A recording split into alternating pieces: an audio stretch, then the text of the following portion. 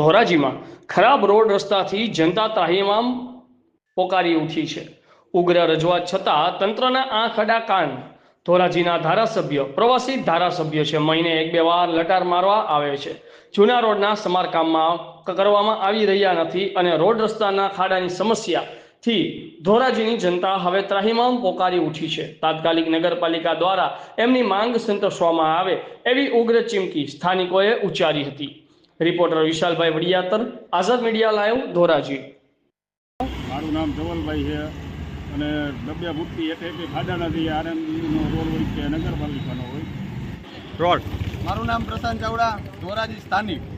કે ધોરાજીની અંદરમાં અનેક વિસ્તારોની અંદરમાં ખાડા ખબડાની ધોરાજી છે કે ધોરાજી ખાડાની અંદરમાં વહી ગઈ છે એવું મને સ્પષ્ટ ચોખ્ખું દેખાય છે।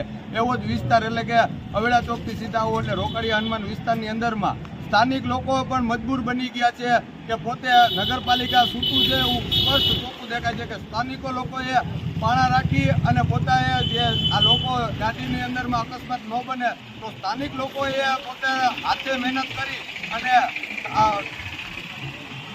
સ્થાનિક લોકોએ આ પાણાને એવું રાખવામાં આવ્યું છે।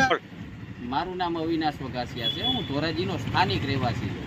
આજે તમે વિડીયોમાં પાછળ જે જુઓ છો એ આરએનબીનો રોડ બનાવેલો છે।